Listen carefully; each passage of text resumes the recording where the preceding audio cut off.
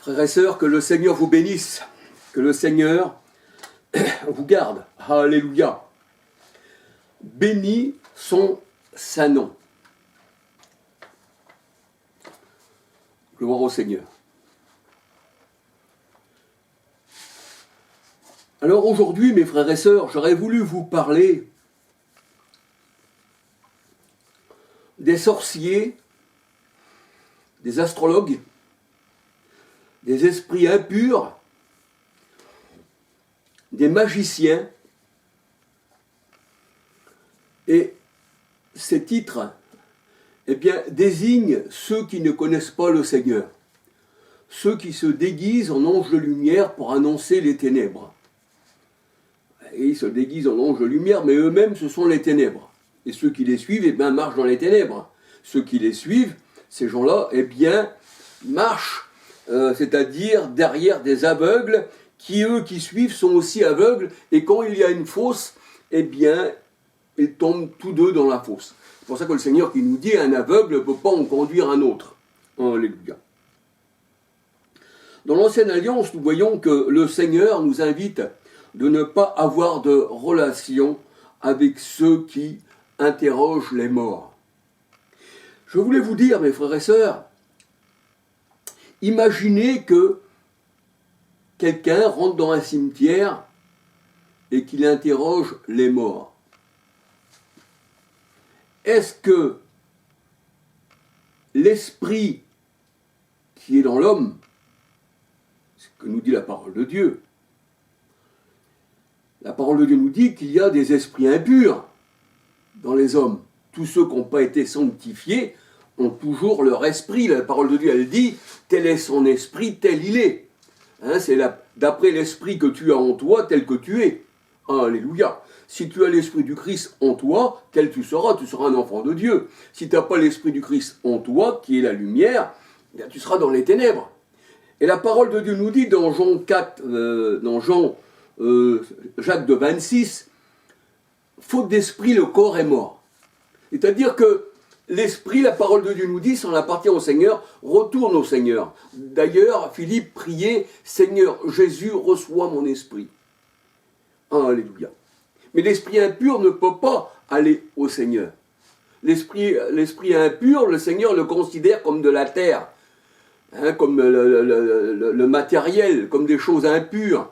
C'est pour ça que le Seigneur disait aux pharisiens, nous sommes d'en haut et vous êtes d'en bas.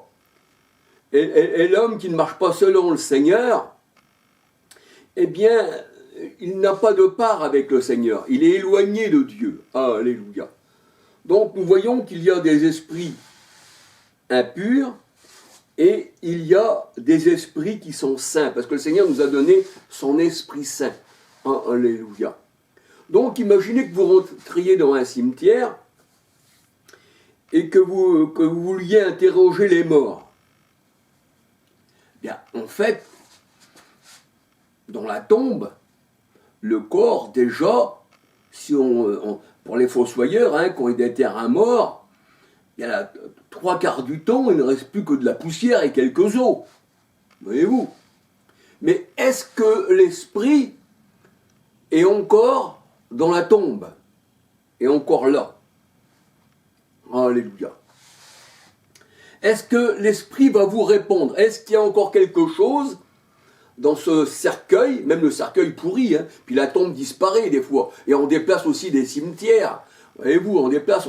Moi, je me rappelle quand j'étais enfant, comme je reste en caravane, tout ça, dans ce temps-là, eh bien, à côté de Sucy-en-Brie, dans le 77, on est arrêté sur une place, c'était une décharge, à côté d'une décharge, et on avait débarrassé un cimetière, et on jetait les os comme ça, carrément avec des smirmorques.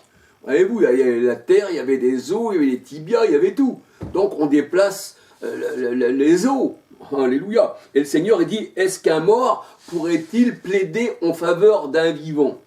Et quand le Seigneur a dit, vous n'interrogerez pas les morts, le Seigneur, il n'a pas parlé simplement d'aller sur une tombe et interroger un mort. Voyez-vous. Pour le Seigneur, celui qui est mort, c'est celui qui est mort spirituellement. Le Seigneur, il dit, la femme qui vit dans la débauche, dans l'adultère, dans l'idolâtrie, Elle paraît être vivante, mais elle est morte. Et le Seigneur disait dans Apocalypse 3:1,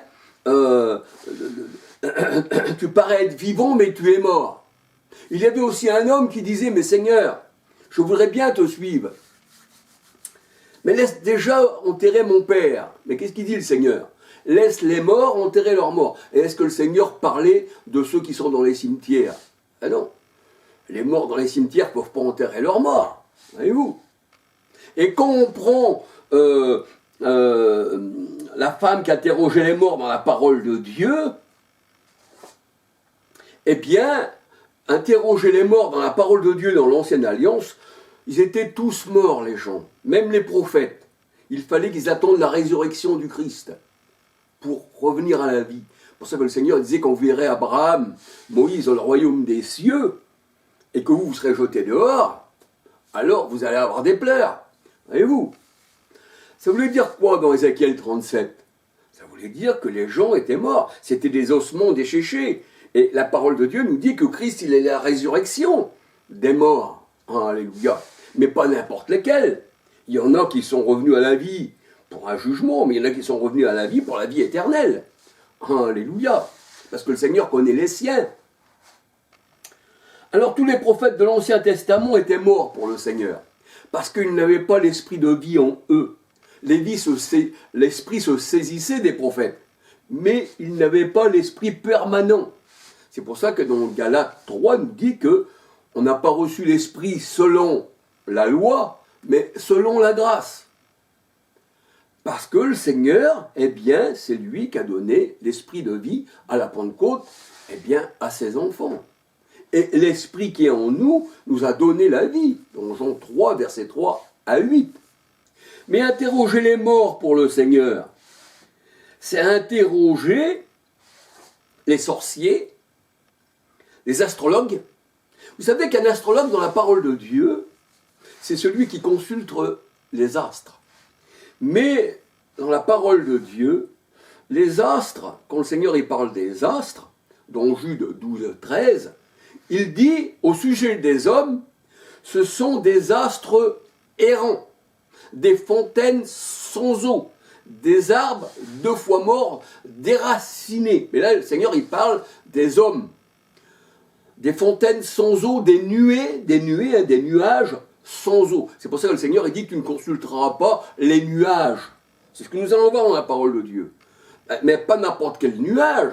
Vous avez des nuages, des nuées qu'ont de l'eau. Ceux-là appartiennent au Seigneur. Mais vous avez des nuages qui n'ont pas d'eau. Et l'eau, c'est l'Esprit Saint. Dans Jean 7, versets 37 à 39. Ils m'ont abandonné, moi, la source d'eau vive. C'est ceux qui n'ont pas le Seigneur en eux-mêmes. Alléluia. Ce sont des arbres 2 fois morts déracinés, portant des fruits d'automne. Mais l'automne, ça arrive en hiver, donc ils ne portent pas de fruits, en fait. Voyez-vous? C'est celui qui arrive là, au printemps, qui donne du fruit. Là, il y a des bourgeons, ensuite il y a la fleur, il y a la fleur, il y a le bourgeon, et ensuite il y a le fruit. Et on reconnaît l'arbre à son fruit. Alléluia. Donc le Seigneur, quand il nous parle pas d'aller sur un cimetière interroger les morts. Et non. Il nous parle des hommes et des femmes qui sont mortes. Il nous parle de sorciers, de sorcières. C'est pour ça que je vous invite à regarder les traductions de la parole de Dieu. Soit dans Chouraki, traduction Darby, traduction Scofield, toutes sortes de traductions.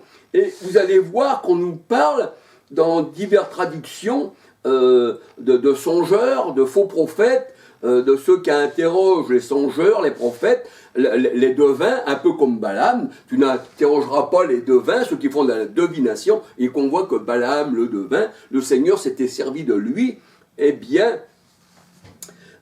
on voit qu'il y avait Balak, là, puis Balaam, que Balak, lui, il voulait, en nombre 21, dans ces zones-là, eh bien, il voulait que Balaam, eh bien, maudisse Jacob. Voyez-vous? Mais le Seigneur, la parole de Dieu nous dit qu'on ne peut pas maudire un peuple qui appartient à l'Éternel. Et l'enchantement ne peut rien contre Jacob, contre Israël. Et les enchanteurs, les sorciers, tout ça, ça représente les faux prophètes. Alléluia. C'est spirituellement qu'on en juge. Sinon, mes frères et sœurs, eh bien, allez pour les médiums, tout ça, qu'on voit tous ces gens-là qui sont vraiment détraqués de la tête, eh bien, ils doivent aller interroger directement sur les tombes. Vous voyez où? Et si le cimetière, eh bien, il a changé de place, ou qu'on ne retrouve plus la personne, et puis qu'on dit la personne, elle est partie d'ici, et l'autre, il a voulu l'interroger, mais elle est retournée en poussière, ben, qu'il se débrouille pour la trouver. Alléluia. Tout ça, c'est de la foutaise, en fait. Il faut comprendre la parole de Dieu spirituellement. Sinon, c'est spirituellement qu'on en juge. Sinon, vous êtes charnel, et vous êtes loin des choses spirituelles. Alléluia. Alors, voilà ce que nous dit la parole de Dieu. Ne pas s'adresser aux morts. Alléluia. Ne pas s'adresser aux morts. Dans Ésaïe 8, 18, 19. Quiconque fait ceci, eh bien, est en abomination à l'Éternel. Alors, comme je vous disais, les nuées, les astrologues, eh bien, les astrologues, encore une fois, c'est ceux qui comment on va dire, qui interrogent les astres. Vous voyez où? Interroge les astres. Mais est-ce que vous allez interroger les astres là qui est dans le ciel? Non. Le Seigneur, il dit astres errants dans Jude 12, 13, au sujet des faux prophètes. Ce sont des astres, mais errants. C'est cela qu'il ne faut pas interroger. Hommes sans esprit. Alléluia. C'est ce que nous dit la parole de Dieu. C'est cela qu'on ne doit pas interroger. Pourquoi? Parce que si vous les interrogez, ils sont dans les ténèbres. Ils peuvent que vous rapporter les ténèbres. Alléluia. Interrogez, eh bien, ceux qui ont la lumière, afin que vous ayez la lumière. Alors on voit qu'aussi il y avait des mages. Dans la parole de Dieu, mage ça veut dire magicien, ça veut dire aussi sorcier. Mais là, le Seigneur se servait de ces mages. Et ces mages-là, ceux-là, c'était encore autre chose. Parce qu'ils ont adoré l'enfant Jésus. Alléluia. Et quand ils sont venus, la Bible elle dit que le Seigneur Jésus-Christ, il est l'étoile du matin, Apocalypse 22, 16. Et les mages, les astrologues, eh bien, venaient justement pour regarder cet astre. Un astre sort de Jacob. Alléluia. On voit que les mages sont venus adorer le Seigneur. Alléluia. Et pourtant, le mot mage vient de magicien et sorcier. Alléluia. Mais là, nous voyons que ça fait la différence entre ceux-là qui viennent adorer l'enfant Jésus, alléluia, et il disait, nous avons vu son étoile en Orient, et ils étaient guidés par l'étoile, et l'étoile s'arrêta là où était le Christ. Et l'étoile, Apocalypse 1, 20, c'est aussi des anges, alléluia, gloire au Seigneur. Et nous voyons que dans Genèse 37, verset 9-10, nous voyons que le père de Joseph, c'est le soleil. On voit que sa mère, c'était la lune, et que les enfants, c'est les étoiles. Alléluia. Et ça, c'est les ministères de l'ancienne alliance. Et quand le Seigneur dit, voici, les étoiles, le soleil, la lune ne donneront plus leur clarté, ça veut dire par là que le Seigneur les rejette. Ils vont plus briller. Pour ça que dans l'Apocalypse 21, versets 1, 2, 9, 10, l'épouse du Christ, je vis un nouveau ciel et je vis une nouvelle terre. Alléluia. Donc le nouveau ciel, là, c'est là où il y a des étoiles qui brillent. C'est là où il y a le Christ, qui est le soleil de justice. Alléluia. Et vous, là, un astrologue, là, il y a le soleil de justice. Dans Luc 1, 78, 79. Alléluia. Alors là, le Seigneur a dit, nous ne pas, eh bien, invoquer les morts, ceux qui disent la bonne aventure, ceux qui disent j'ai eu un songe, comme les faux prophètes. C'est ce que nous allons voir dans la parole de Dieu. Ésaïe 8, verset 18, 19. Alléluia.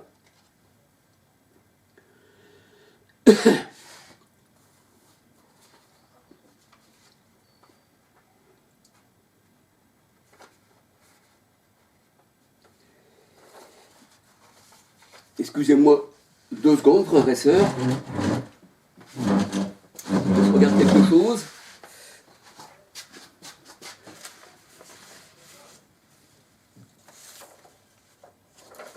Et voilà.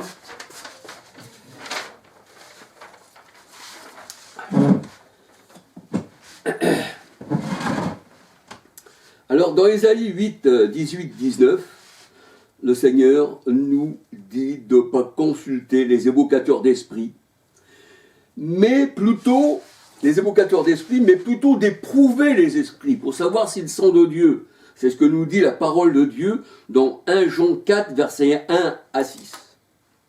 Il ne faut pas invoquer les esprits, mais il faut les éprouver pour savoir s'ils sont de Dieu. Et si en parlant avec eux, en voyant ce qu'ils veulent nous dire, s'ils ne sont pas conformes à la parole de Dieu, alors il faut les rejeter. Alléluia. Éprouver les esprits pour savoir s'ils sont de Dieu. Car plusieurs blasphémateurs sont rentrés dans le monde, qui renient le seul maître, Jésus-Christ. 1 Jean 4, versets 1 à 6. 1 Jean 3, 24. Pourquoi il faut les éprouver? Ceux qui rejettent l'Esprit Saint, le Seigneur, il dit, eh bien, ils ne m'appartiennent pas. Alléluia, ce sont des antichrists. Acte 7, versets 51, 54, 55. Alléluia. Zacharie 13, versets 1, 2, 3. Apocalypse 16, versets 13, 14. Alors, il est vrai que les réprouvés se font passer pour être la lumière. Le Seigneur, il dit, ils se déguisent en anges de lumière. Mais en fait, ce sont les ténèbres. Ils se déguisent. Et Paul avertit ceux qu'il a présentés à Christ. Paul avertit ceux qu'il a présentés à Christ comme une vierge pure, de se méfier des dévoreurs de brebis, c'est-à-dire des loups. Car il vous annonce un faux évangile avec un autre esprit. Voyez-vous, un autre esprit. Ils n'ont pas l'esprit de Dieu, ce sont l'esprit des morts.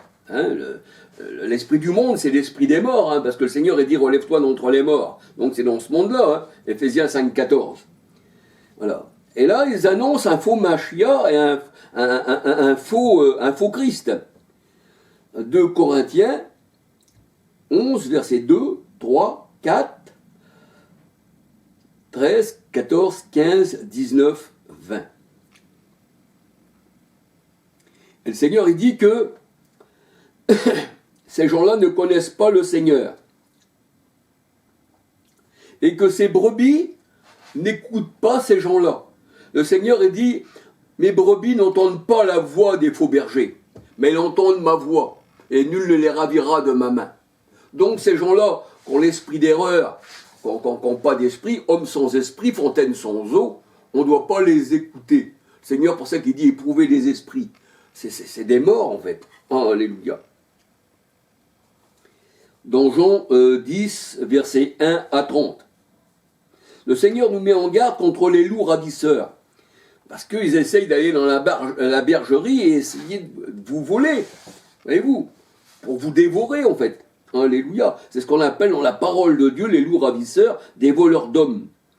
1 Timothée 1, verset 9-10. Le Seigneur dit, mes brebis connaissent ma voix. Elles ne suivront pas un étranger, un mercenaire, un faux berger. Les faux bergers ne prennent pas soin des brebis dans Ézéchiel 34, versets 1 à 31. C'est l'Éternel lui-même qui prend soin de ses brebis. C'est lui le bon berger. Il donne sa vie pour ses brebis. Jean 10, versets 14, 16, 26, 27, 28, 29. Suivre un autre berger que le Christ, cela veut dire que la brebis suit un autre troupeau, un autre Yeshua avec un autre évangile qui n'est pas l'évangile du Christ. Ça veut dire que cette personne suit des religions, suit des faux pasteurs, des loups. Alléluia. Alors, ces faux pasteurs sont des esprits impurs. C'est ce que nous dit la parole de Dieu. Ils paraissent être vivants, mais ils sont morts. Ils n'ont pas la nouvelle naissance. Jean 3, versets 3 à 8. Ils n'ont pas l'esprit du Christ. Romains 8, 9. Et celui qui n'a pas l'esprit du Christ ne lui appartient pas. Romains 8, 9. Et ils ne peuvent pas parler de la part de celui qui est saint. Parce que c'est poussé par l'Esprit Saint que des hommes ont parlé de la part de Dieu. 2 Pierre 1, 21, 1 Jean 3, verset 24, 1 Jean 4, 13, 2 Corinthiens 13, versets 4, 5, 6. Car quand tu as le Christ qui est en toi, ce n'est plus toi qui parles, mais c'est le Christ en toi qui parle. Alléluia. Celui qui vous écoute m'écoute, celui qui vous rejette me rejette. Alléluia, disait le Seigneur. Les morts, ceux qui sont morts, les esprits des morts, les morts, tu n'invoqueras pas les morts, les sorciers, les diseurs de bonne aventure, les songeurs, on va voir que tout ça c'est les faux prophètes. Eh bien pour le Seigneur, ils paraissent vivants mais ils sont morts. Ils vivent dans la débauche. Alléluia. Lévitique 20, versets 6 à 27. Alors il faudrait voir Chouraki, il faudrait voir Darby et d'autres traducteurs pour bien comprendre que des fois les songeurs et ci et ça c'est remis comme sorciers, comme diseurs de bonne aventure et ci et ça. On comprend mieux quand on prend plusieurs traductions de la parole de Dieu. Lévitique 20, verset 6, 27. Lévitique 19, 31. Le Seigneur dit ce sont des esprits séducteurs. Donc c'est la séduction. Séduisent par les lèvres monteuses. Verset 1, 2, 3. C'est des hommes sans esprit en fait. Ils vivent dans la débauche et pour le Seigneur, eh bien, ils sont morts. Bien qu'ils soient vivants, ils sont morts. C'est ce que nous dit le Seigneur dans 1 Timothée 5, versets 6, 10, 11, 15. Apocalypse, verset 3, 1. Apocalypse 3, verset 1. Alléluia. Alors, si je vous parle de tous ces gens-là, hein, tous ces astrologues, ces diseurs de bonne aventure, ces sorciers, ces mages, tout ça, c'est parce que nous allons voir que